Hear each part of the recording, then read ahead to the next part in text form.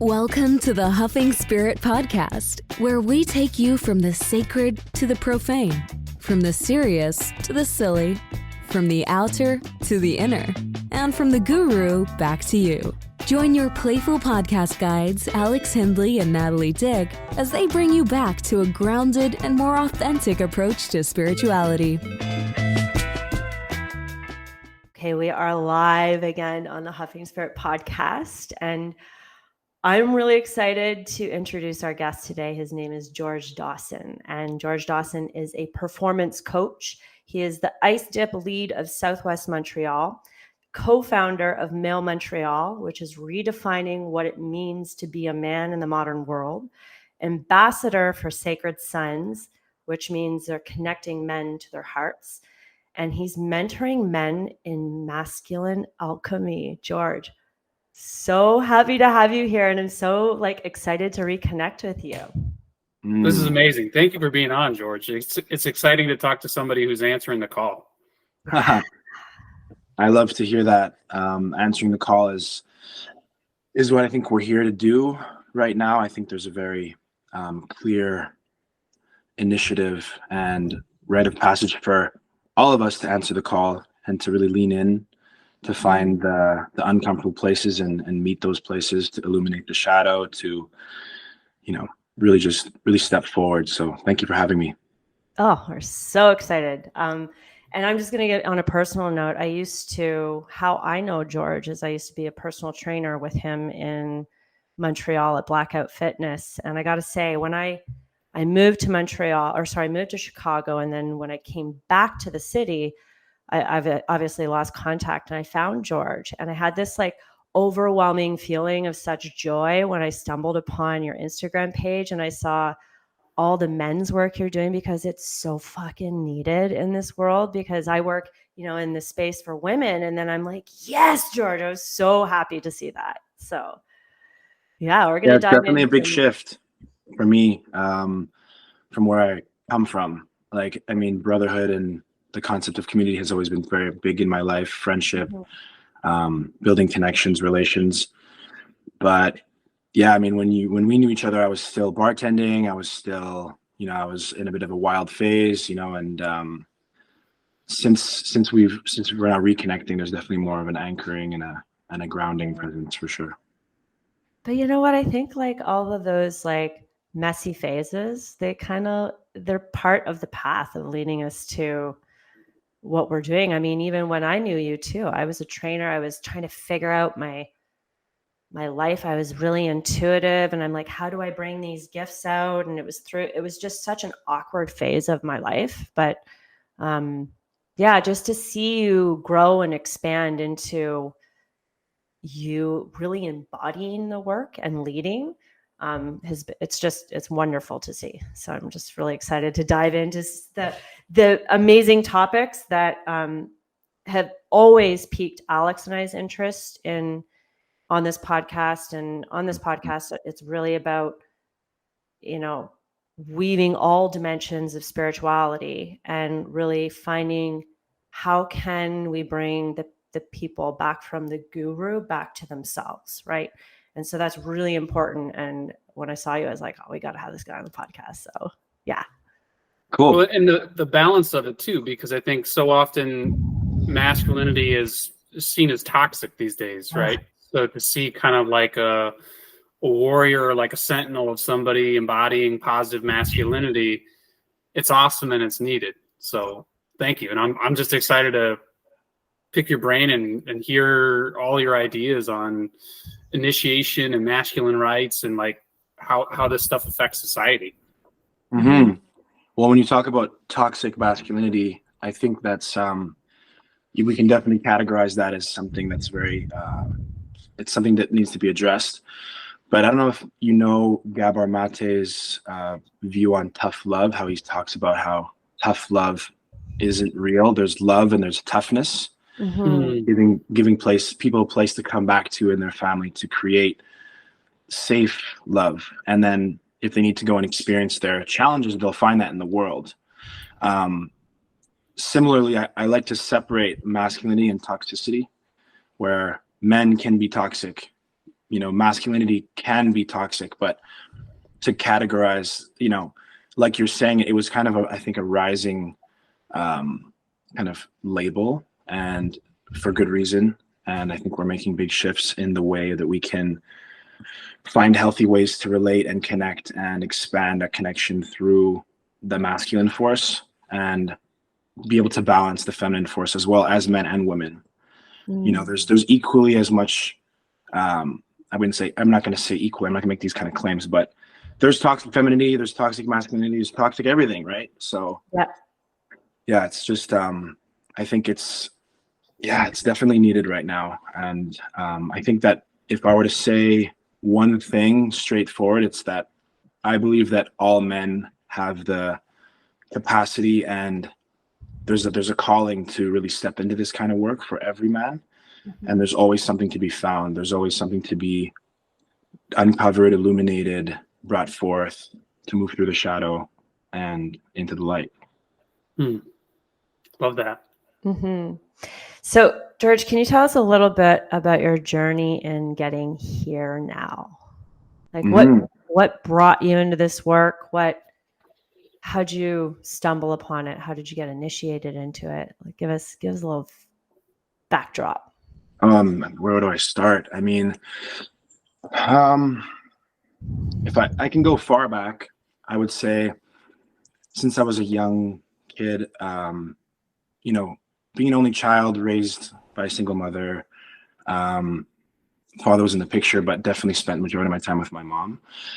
Connections became a big piece of my life, especially brotherhood connections. Like, even if it was from an unhealthy place of creating, maybe because I was bullied a lot when I was first getting into my friend groups, and because I was the youngest in my grade, and I was always kind of trying to rise and be welcomed in. And I think that evolving that concept, what I began to do to kind of feel like I'm part of a brotherhood, definitely fell into some paths that were not the healthiest. I think that, without going into too much detail, I think that most men are just looking to be seen and heard, and to be brought under the wing of the person they're looking up to. If we look at incarceration, it's something like 93% of men in jail have no father figure. So I do have a father figure. However, I think, considering that I was raised by my mother, like 75-80% of the time, it was definitely a calling to be like, what's the way? How do I navigate? I want to be. So I was always hanging out with older people and kind of like trying to learn as much as I can. And that kind of led me down a bit of a tougher path. I was a graffiti artist for 10 years. I was in the streets a lot, doing all kinds of crazy things. And it's like kind of getting these notches on the belt. And it was when I finally found this, once I moved through all that period, maybe around the age of like 25, let's say. So like 7 years ago, I was part of this group at a gym that I was working. And it was this really healthy group of strong men doing cool things. We were sauning, we were doing all kinds of, biohacking, self-improvement, just challenging each other. And I remember thinking, like, how is this not accessible? This doesn't feel like something I've seen before. And then I started thinking, men's retreats. What's a men's retreat? Why is that not a thing? Women's circles, that's a thing. Why aren't there men's circles? So it was this concept of like, this is something that I was always looking for when I was doing all the chaotic things that I was doing when I was younger. And I remember thinking to myself, this is something I want to create. And when the lockdowns hit, it was a very, very big, obvious, like, so loud. Love wants to send us messages, and if we don't listen, it turns up the volume, and it turns up the volume, and it just keeps turning up the volume until you can't not hear the message. And in 2020, it was just so obvious, hearing about the suicide rates rising, hearing about the domestic violence, like all the things were so clear to me that we have to come together, we have to sharpen, we have to strengthen, we have to hold space. And yeah, it kind of evolved like that. And myself and my business partner at the time connected with a couple other guys who were on a similar kind of wavelength. They were talking about doing men's circles. We were talking about doing retreats. And then we're like, cool, let's have a conversation. Yeah. What was initially supposed to be like 3 or 4 guys ended up being 6. And then we started this container of men's movement called Male MTL. And we started holding circles and immersion, so like full day immersions out of a land called Valhalla Farms in South Shore of Montreal. Which is beautiful, by the way. Yeah, it's a cool spot. Yeah. And it was cool because it was like off grid. There was all these like loopholes that would allow us to get out of the like illegality of gathering during the lockdowns, because it was a farm. So there's ways that we can kind of do it legally and not have to worry about, you know, having the cops come in and shut us down. Yeah.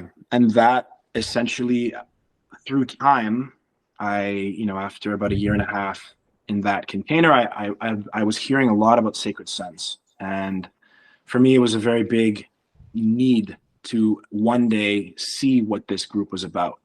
Mm-hmm. And I met a guy who was kind of part of the group.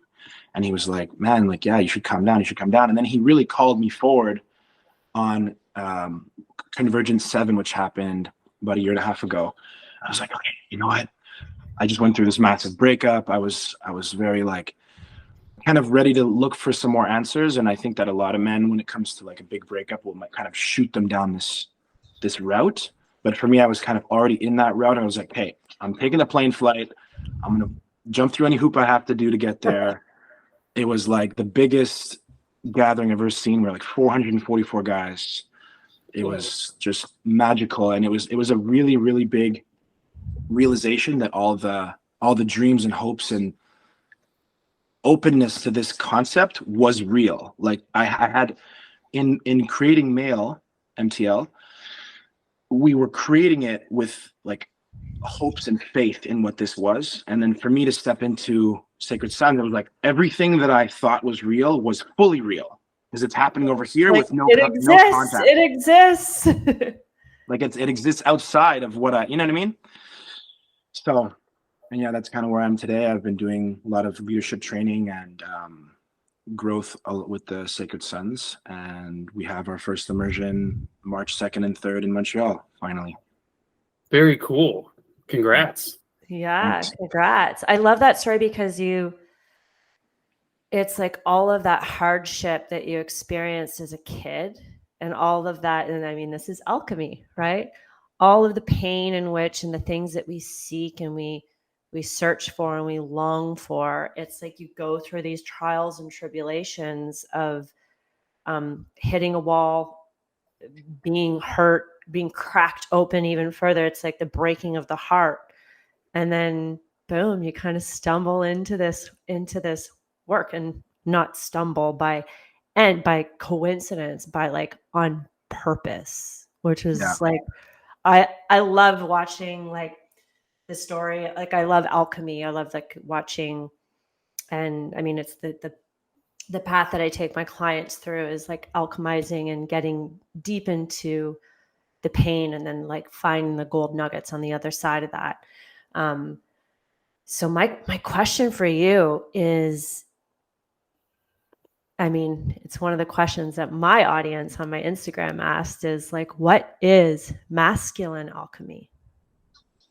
It's a great question. The term I initially heard through the Sons, and I really liked how it sounded. And as I started to kind of uncover more of the meaning, it became clear to me, no matter how many events I attend, the overall impact is massive, and it's similar, but it's different. And I believe that all humans carry something, and until they're aware of what that is, it essentially is it's in the shadows. It's something that we're kind of brushing under the rug. Eventually the rug has a mound that's just too big. You're tripping over it, but you're scared to look under the rug. So it's kind of like what you're talking about, turning pain to power, I would say, finding the challenge that may have been something that I have been avoiding, and being able to look at it and realize that there's actually so much wisdom and medicine and healing within working with it, where actually it becomes experience. It's like whatever the challenge may be, the person who's suffered through that has the most information to help others overcome that challenge, I would say. I kind of think of it as like, if there's a midline, the further I can sink below the midline, the same kind of slingshot effect. I have the same access on the other side of the midline.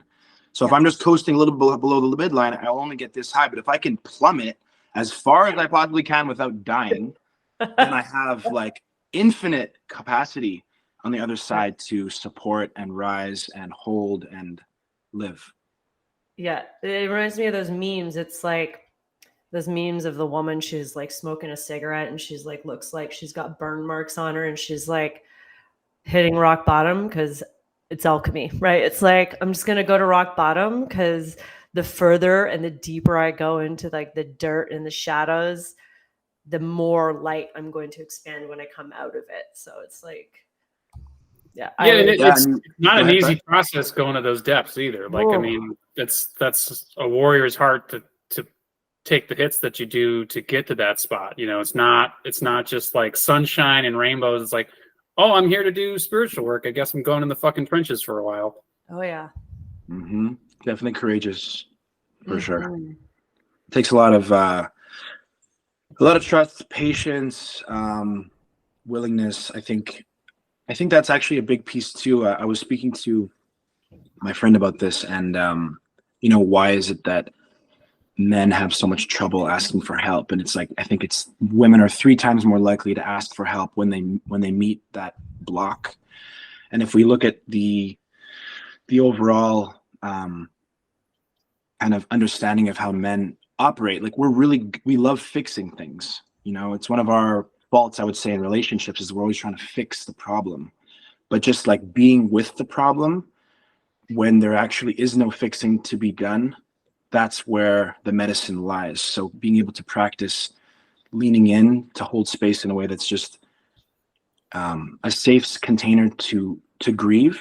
Like grieving is perceived as perhaps vulnerable, but as Brené Brown says, vulnerability is courage, right? So it's like learning how to remember truly that I believe as men, this is something Kale said from Sacred Sons I hold dear, which is that we've had it wrong for so many years.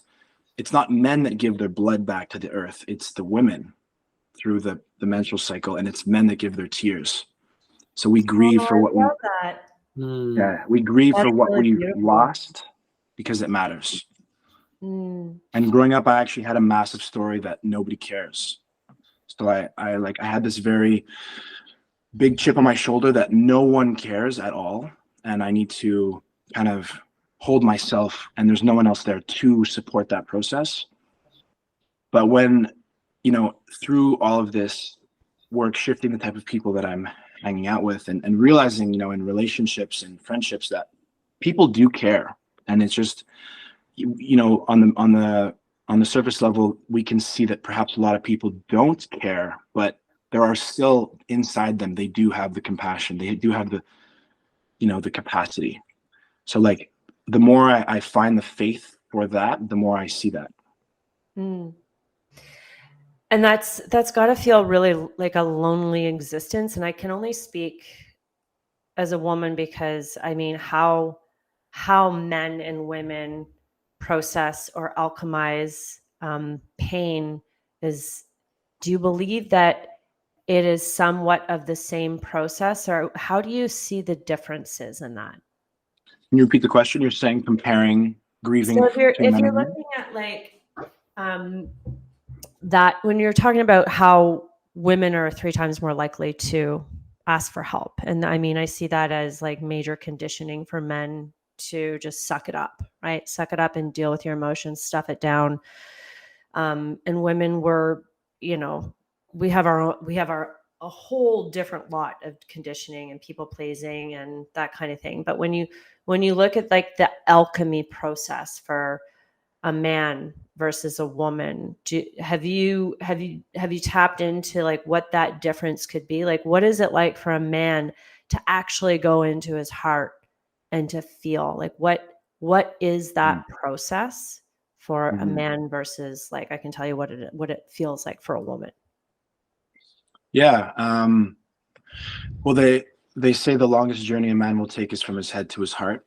You know, we're spending a lot of time rationalizing, thinking things through, trying to find the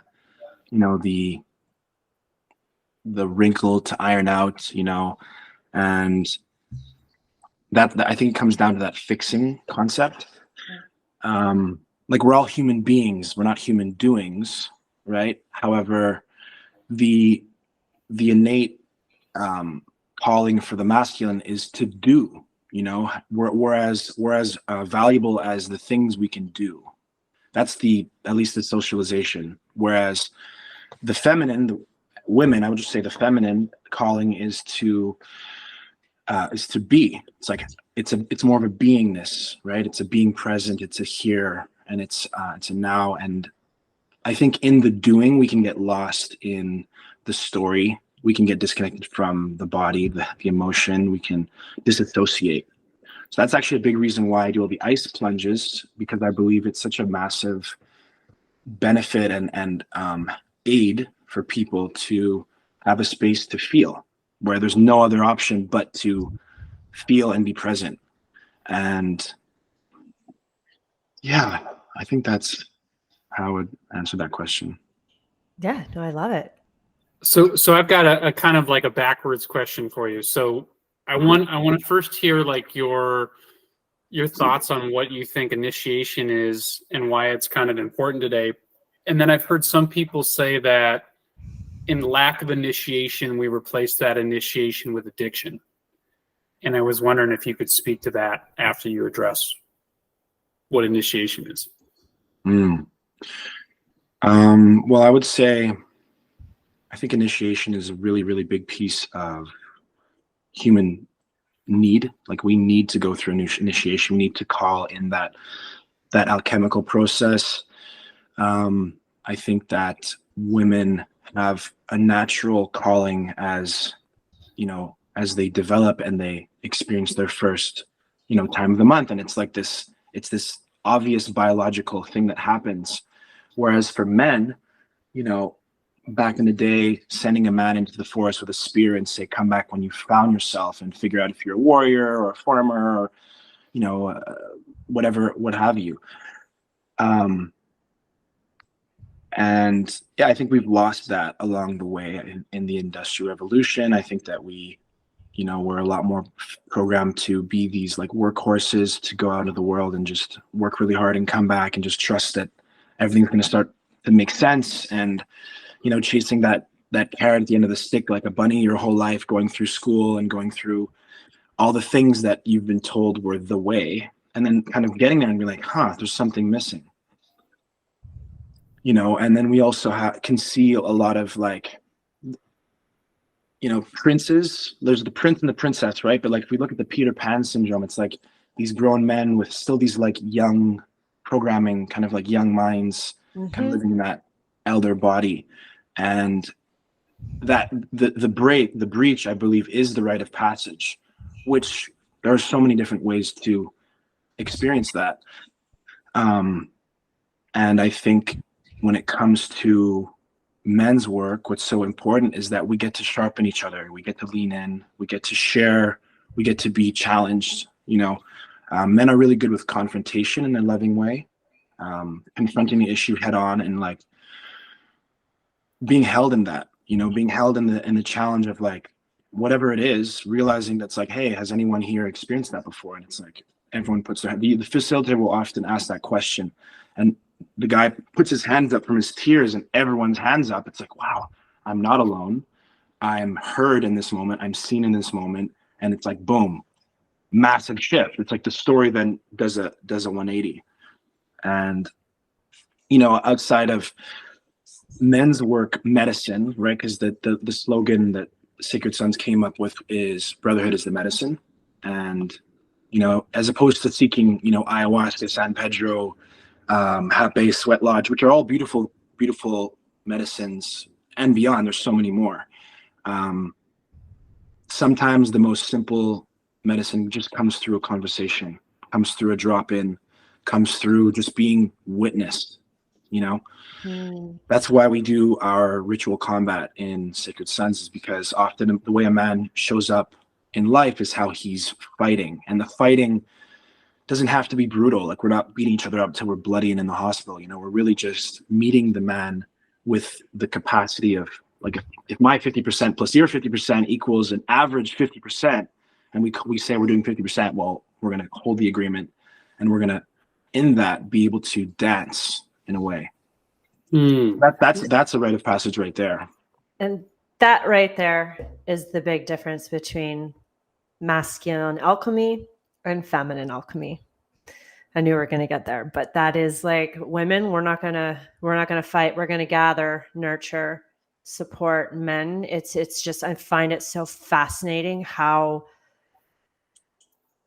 beautifully different we are, and that needs to be really nourished and cherished and celebrated. Mm-hmm. And what I think is big there also, coming from my space, I was pursuing the most dangerous, risky, chaotic, just path. I don't know if it was because I was dancing with death. I don't know if I was because I was trying to see how far I could push it before I break. I don't know if I was trying to be seen in my courage. But I've never been a big fighter. Like, I've been in fights, but like a lot of guys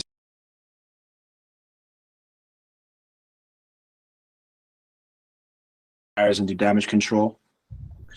But when it comes to, men's work, like, what I realized when I first started Male MTL was, like, our first circle, I started sharing a bit of my story. And I did that in the most vulnerable way so that I could create space for that to be something that is welcomed. And like halfway through my story, I like burst into this uncontrollable tear, like couldn't even speak, like my voice was shut. I was like the quiver. The quiver, yeah. And yeah, it took me like 8 months of circle immersions and men's work to really be able to get through my story without bursting out in tears. So in my perspective of my life, what has been actually so healing is to welcome back my ability to be in in my feminine space, because I've been so rough my whole life. So being able to feel and flow and share and be vulnerable,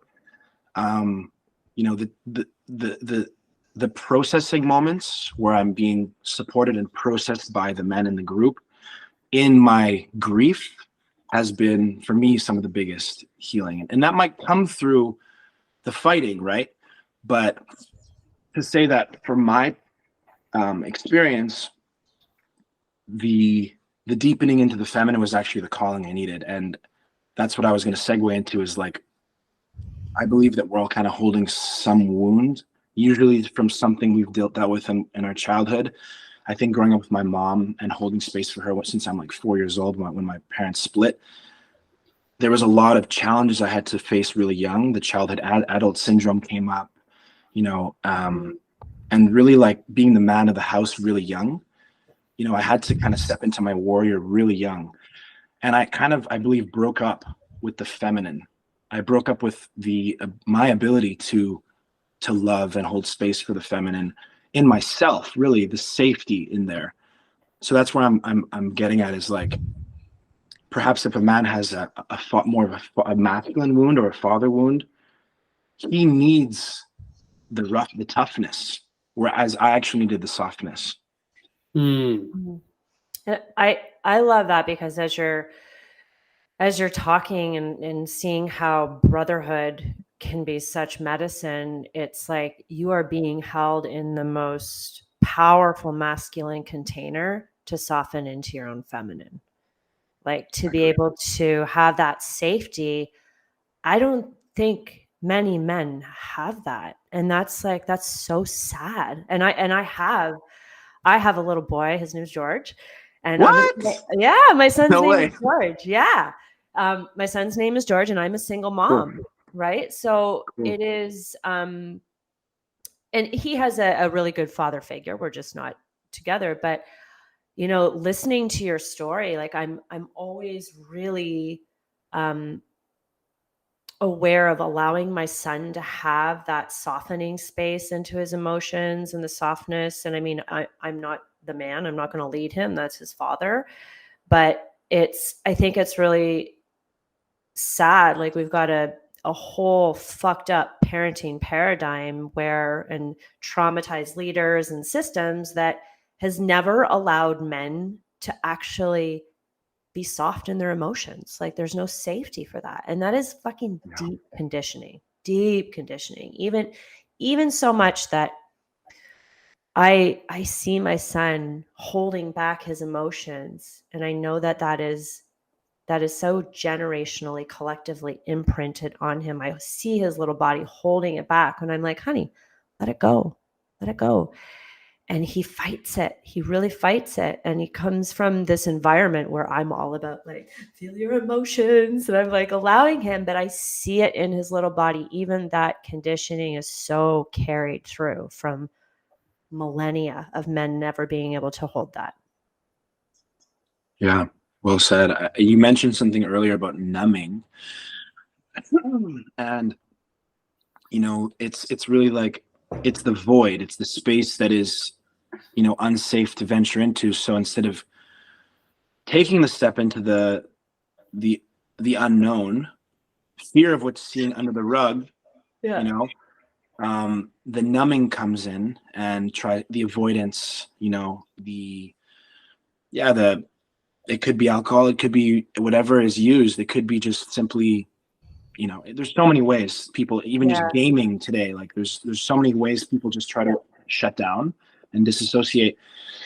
And you were talking, you said your son, I had a train of thought. I'll pass it back, but it'll come back to me. Oh, I got a question if you're waiting for that train to come back into the station. Having a son as well too, like what do you see as like the biggest problem or lack of masculinity today, and how do you see boys being initiated in this modern age? I don't have a son. Is that what you mean, or you have a son?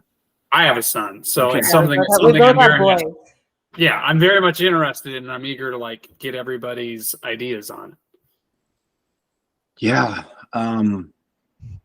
So you're saying like, how can a young boy navigate this process? Is that what you're saying? Like if you had a son and you're thinking about his initiatory rites, is there something along that path? And then I've also heard that you can't just initiate, you also have to have the community, because otherwise you're initiating them into nothing. So can you speak to the ways in which you would initiate, and then the things you would look for in a community to cultivate the things from uncles to teach him? Yes, the uncles, the elders. Well, I think it takes a village. They say it takes a village to raise a family. I really believe that. I think that we've definitely lost the concept of the elder, which is a big piece. When we talk about, if you look at any country and you look at the natives from that country, like in the past, the native culture would be the space that the elders would be able to transmute the frequency and the stories, the storytelling through, and that was already within itself just the most natural community that you're talking about to initiate them into, however that might take shape. So I would say, to communicating the concept of community, and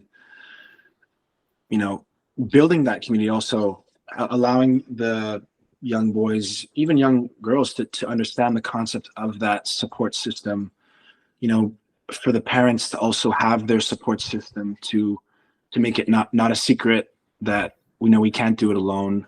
the lone wolf syndrome is not it's not a healthy space to be. We can't do everything on our own.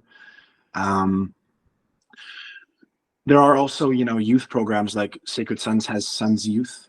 There are different communities in Montreal that I'm familiar with as well.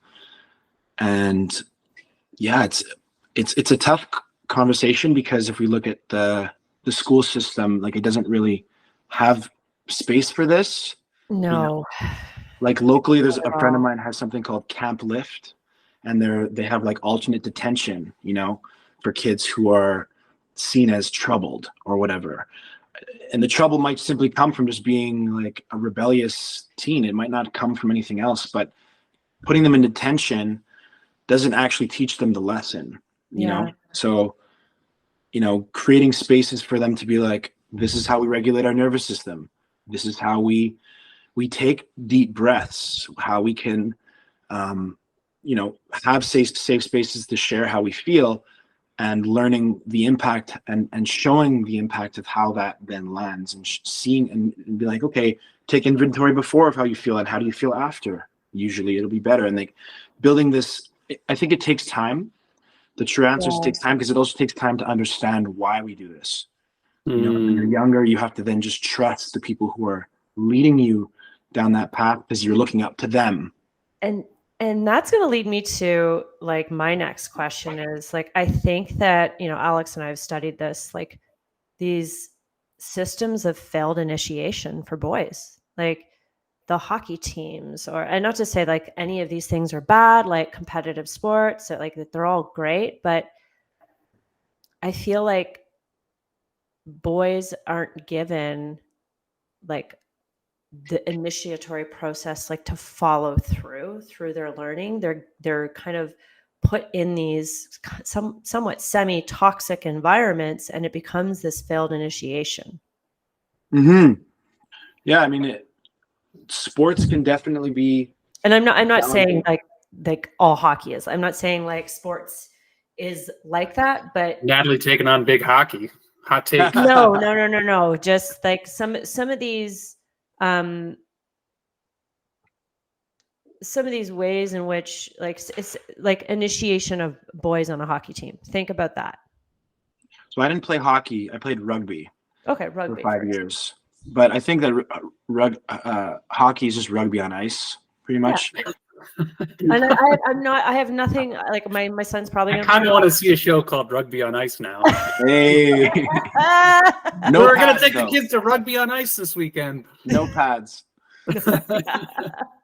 Yeah, so I can't speak specifically to hockey. I mean, I know that there are like, if we're going to talk about like toxic elements, there are toxic elements built into certain components of life. I can't speak to hockey, but what I can say to a sport like rugby, where, humility, honor, loyalty, support, like giving your all on the field, leaving it on the field, shaking hands after, going for a pint, like whatever it is with the other team, like that was definitely a big building block for me. But yeah, in terms of the, go, like grind till you're broken, push yourself, hit the people, do damage. It's like performance. Exactly. Yeah. But that's a necessary element to expand on. I think that, the process of a boy growing up, he needs his mother until a certain age. And when that age comes where he's clearly he's not calling for father, but there's an element where he needs that like, almost like a regulation, like like what path to go in. Because if he doesn't have that, I think, like in my story, I definitely had support and guidance from my father, but I think there was a lot more like hands-off parenting. He kind of let me do my own thing in a lot of ways, in a guidance way, which was like super beneficial for me, because I learned so much in the challenges. It's just like, I believe I could have really fallen off the map a couple of times. I could have really fallen into the wrong hands. And like, luckily there was some voice in my head saying like, don't make this decision right now. Like, don't do this. Thank God,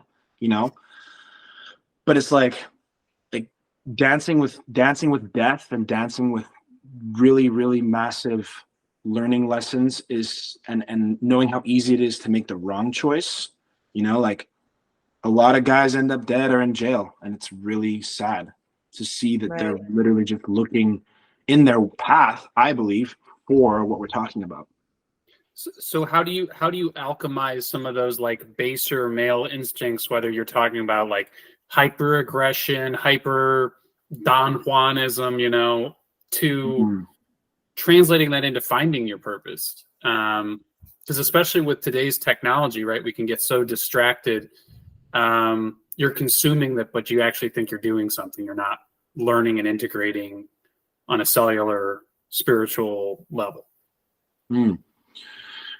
I think I would probably say to that, and we speak about this a lot, is finding range. You know, when it comes to something like hyper aggressivity, is finding range in how we need to show up and how we can address truly like the invader, right? Like we've been villages and there's invaders that come, and the men have to step forward and stop and keep protection of the tribe, you know.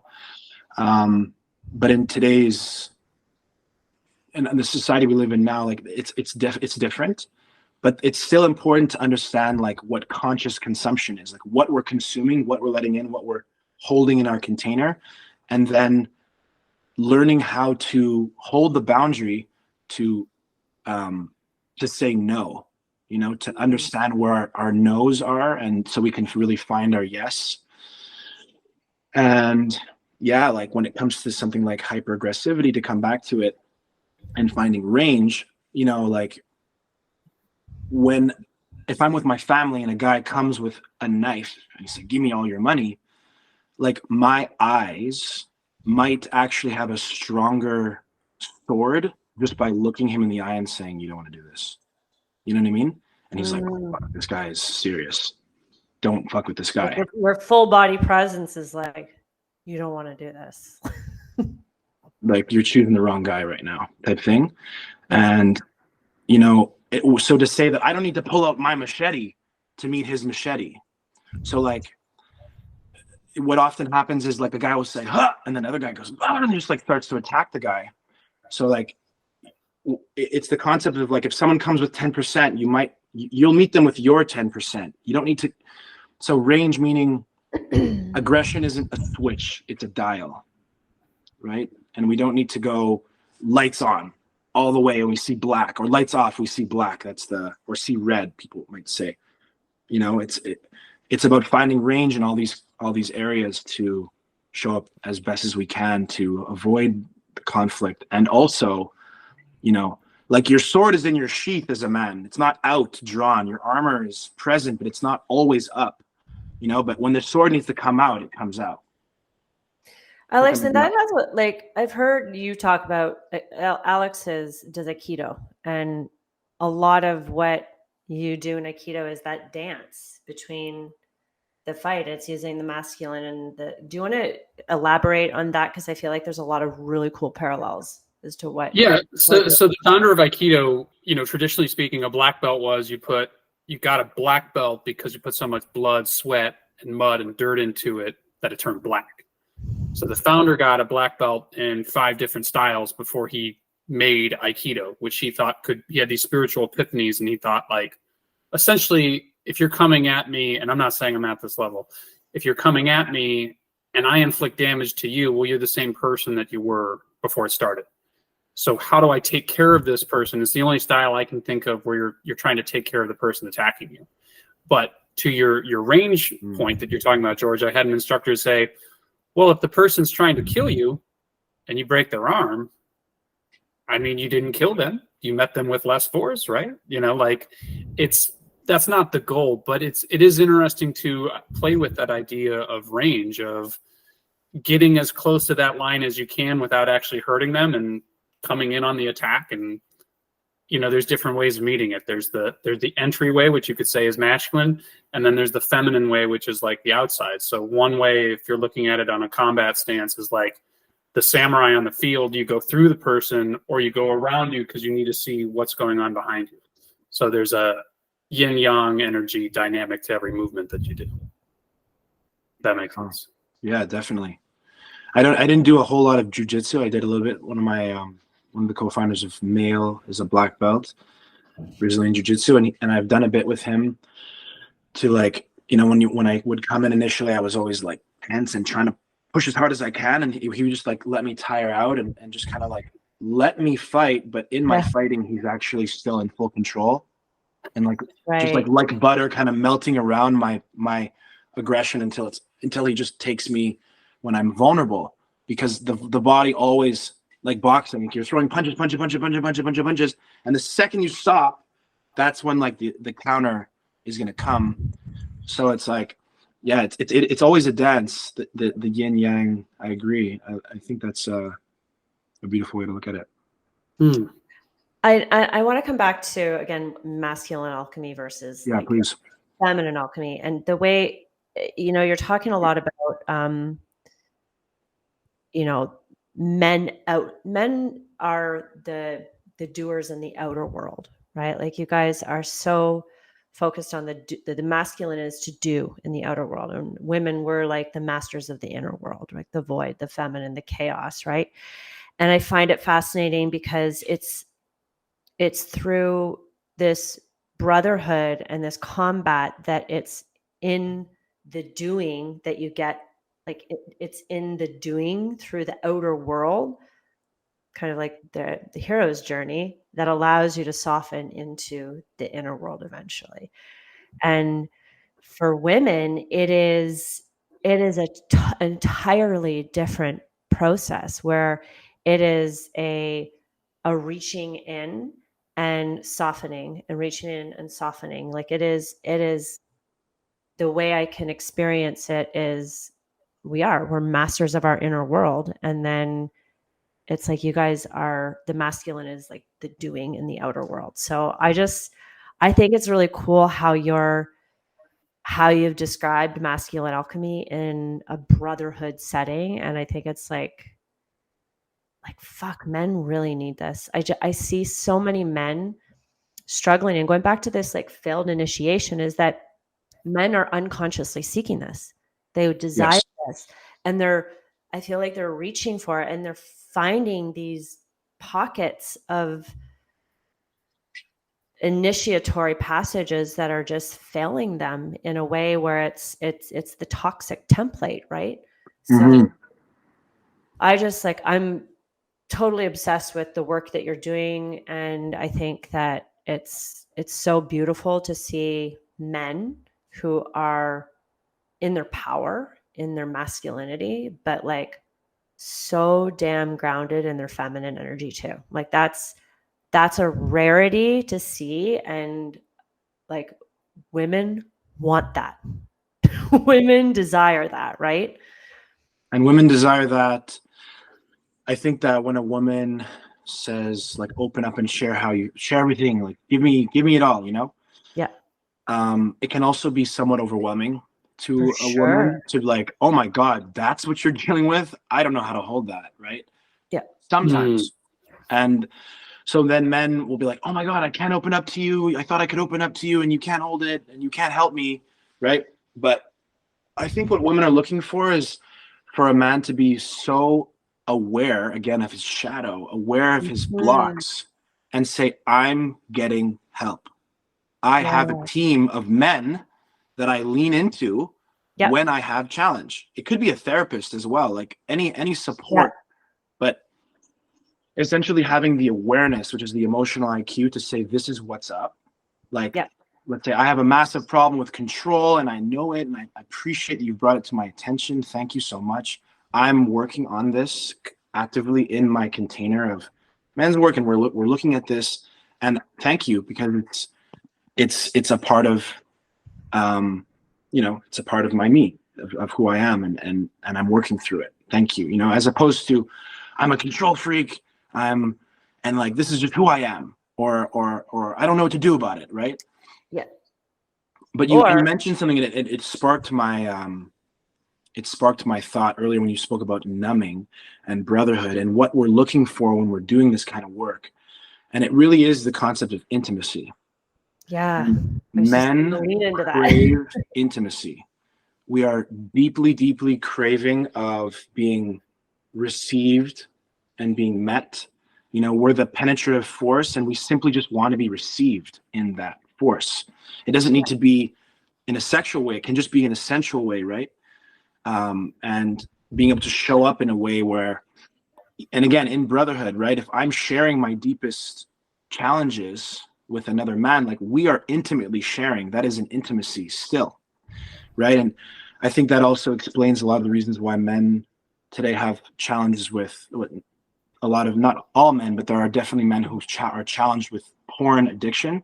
And it's because I believe there's a socialization again where we're taught that sex is the only way that we can feel intimacy.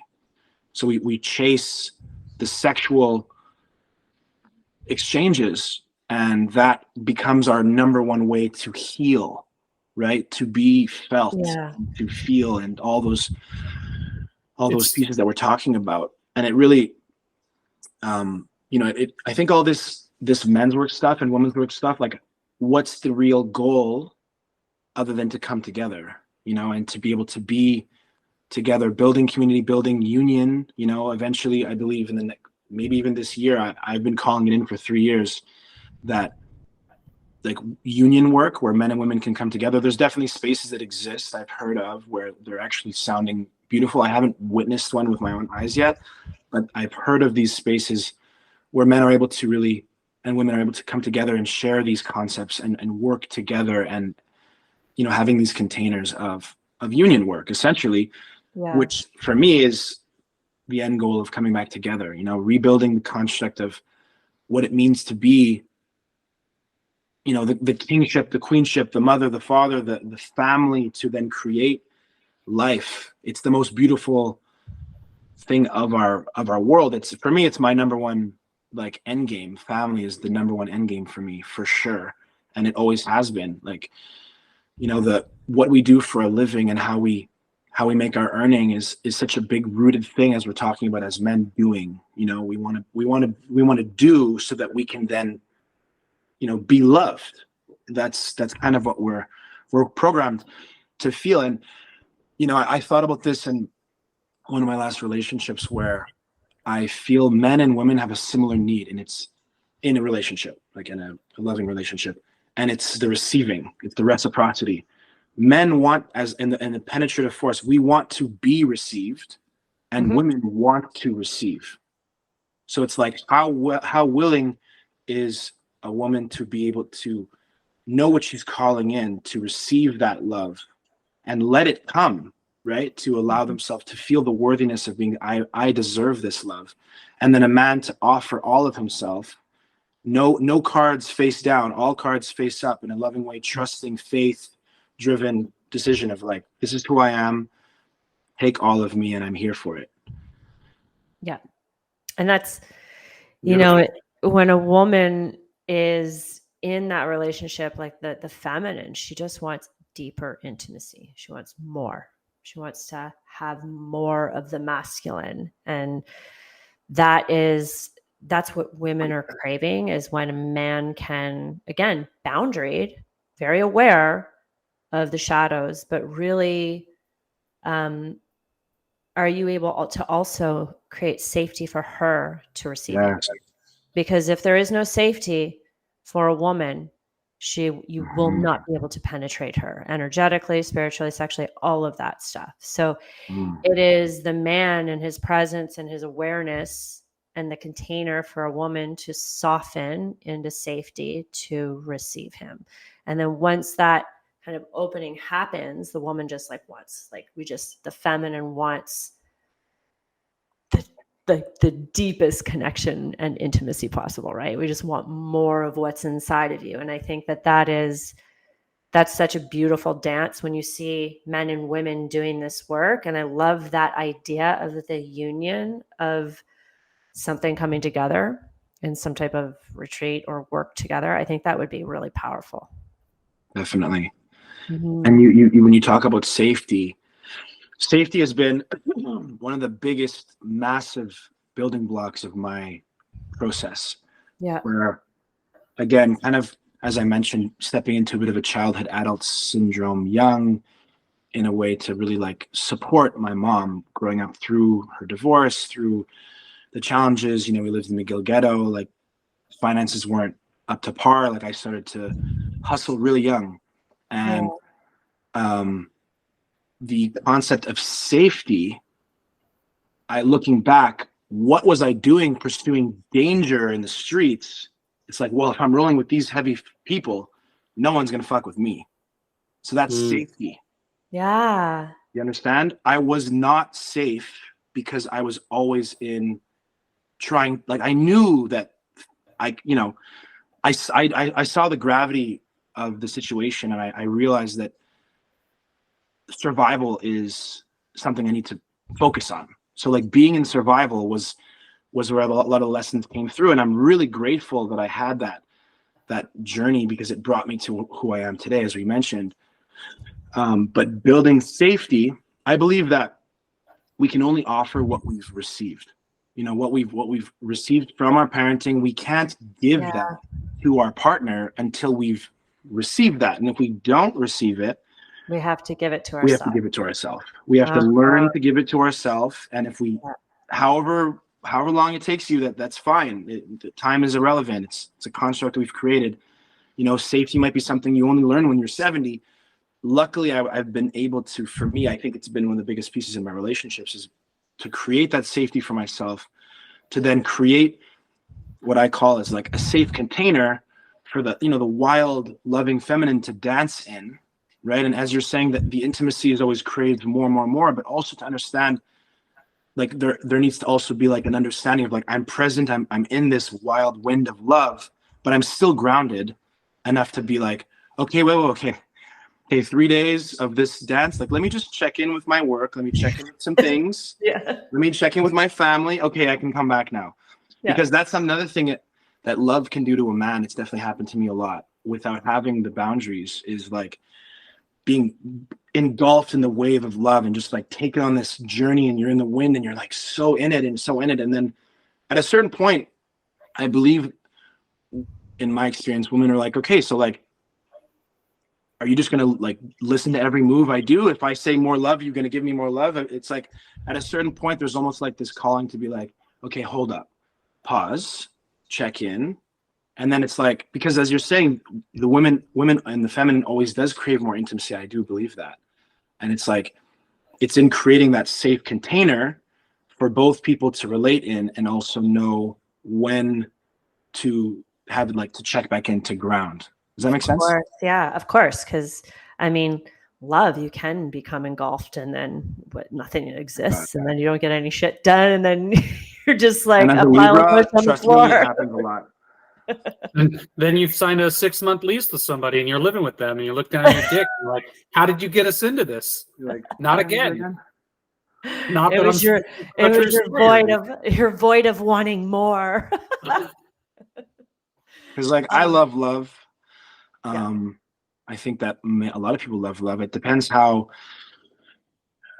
But I don't know. It's like, I think it's such an interesting journey, because you can always go further. Every relationship you enter, it's like you're going deeper in it. And it's like, it's almost like the capacity to love continuously expands. The relationship ends, but they leave, and it feels like there's a void. But it's like, oh no, that was my love all along. Now I get to hold this love and continue to cultivate that space, and the next relationship then further expands it. Yeah. And it's always that, the intimacy, like the level of intimacy that you have with a partner is ultimately the level of intimacy with yourself. Like, how far have you danced with your shadows? How deep have you gone into your own pain? How much have you alchemized of your own? Like, when you do that internal journey, it just makes that deeper connection with the other person like so rich in tapestry. It gets deeper and deeper and deeper. So yeah, and there's something on that I've been adding into that, is devotion. And that's a big piece that I'm really focused on this year, is how devoted I am to myself. Like, how committed am I to myself and my growth, as opposed to, in my past being very much falling into savior paradigms of like trying to help and take care of other, and forgetting myself, not filling my cup as much. And like in that, becoming depleted in moments, and then perhaps avoiding.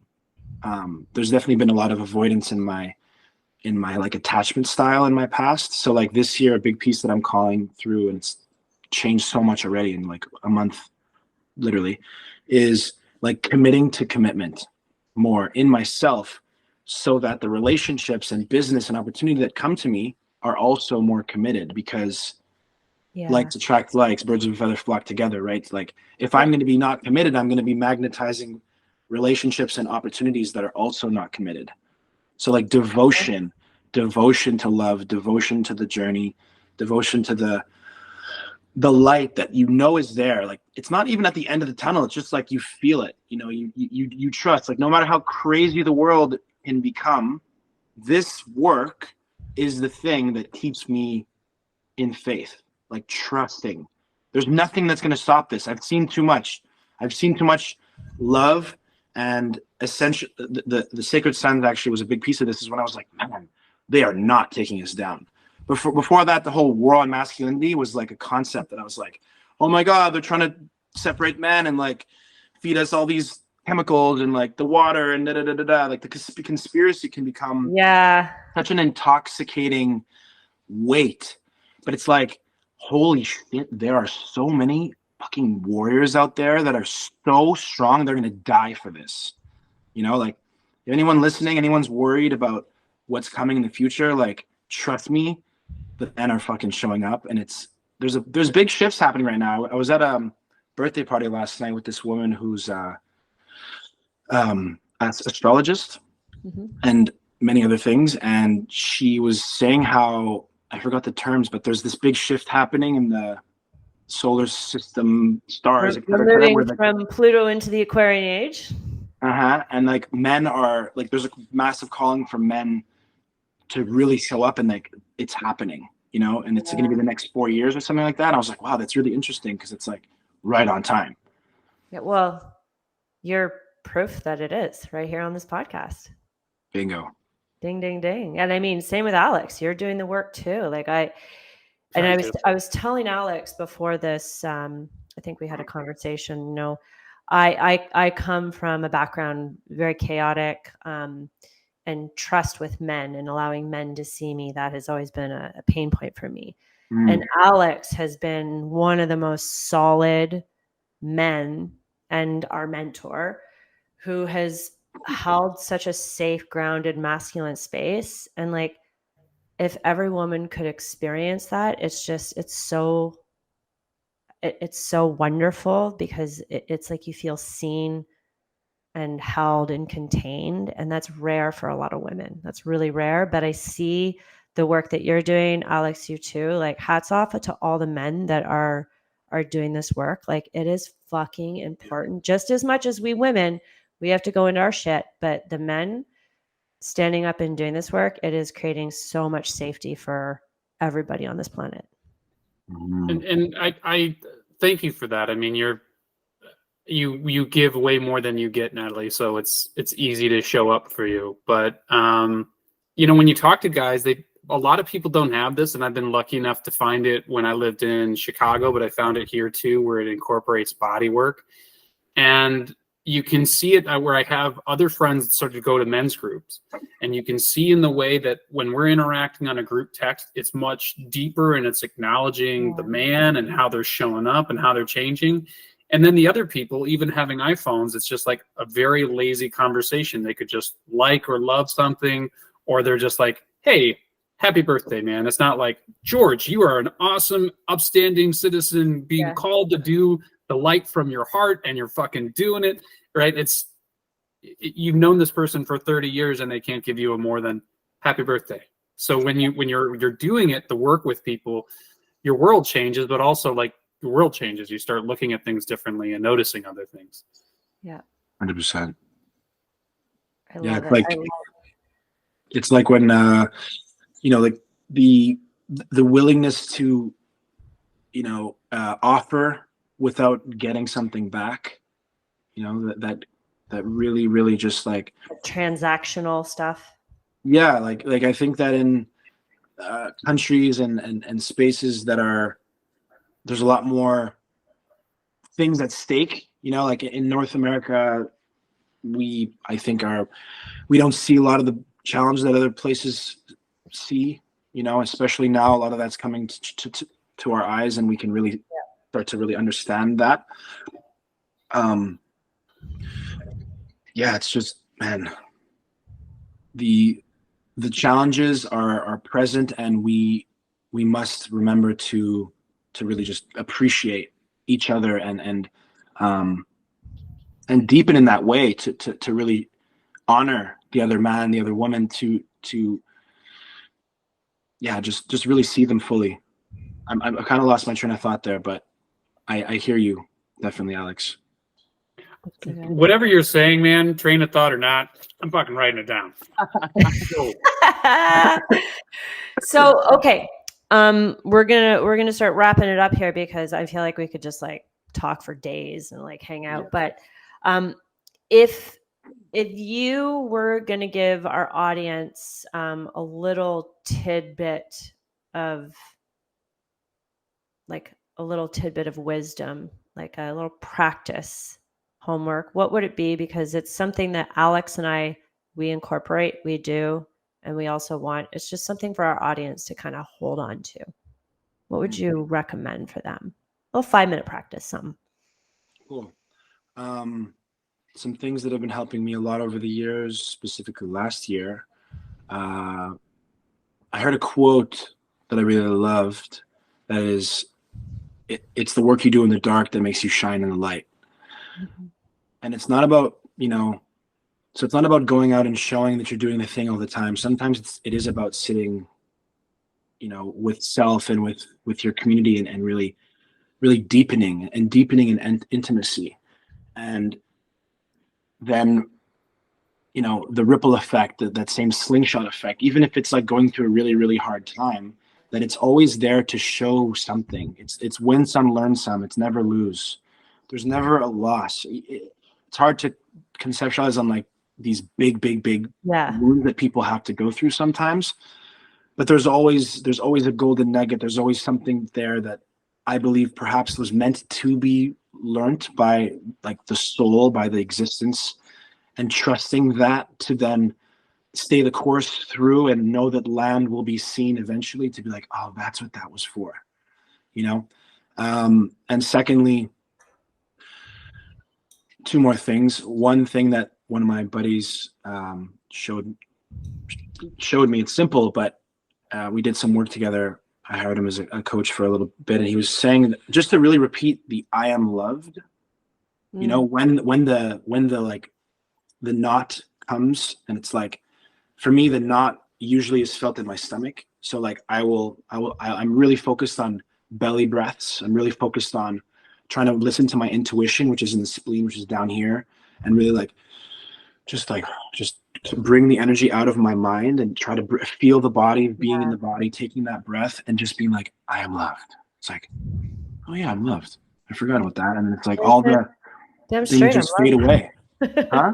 You're like, damn straight, I'm love. But like, I am loved. Yeah, I am loved also. Loved.